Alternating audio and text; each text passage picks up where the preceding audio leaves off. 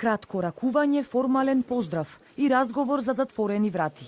Вака изгледаше стандардната годишна средба на председателот Ѓорѓе Иванов и министерката за одбрана Радмила Шекеринска.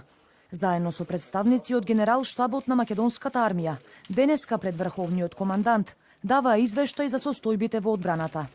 На новинарите не им беше дозволено присуство, со образложение дека се работи за класифицирани информации. Отворена за јавноста беше само новогодишната онлайн средба меѓу македонските војници кои служат во мировни мисии и нивните семејства кои ги чекаат во Скопје. Дел од нив денеска ги поздравија своите најблиски од дестинации како Кабул и Либан. Нашите најблиски бити присутни да ги честитаме одличните и пожелните пратни. Секоја средба со најблиските им е богатство, макар да се видат и преку екран. Гордост за мене и за моето семејство, гордост и за Македонија. Веќе го чекаме да дојде.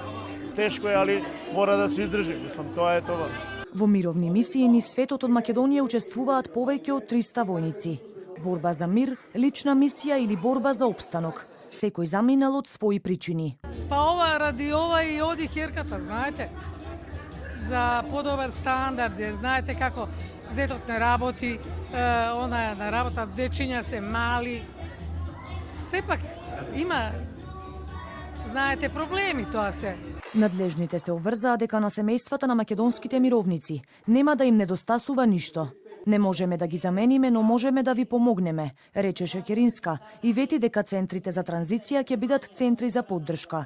Роднините пак за нова година имаат само една желба – нивните мировници што поскоро да се вратат дома.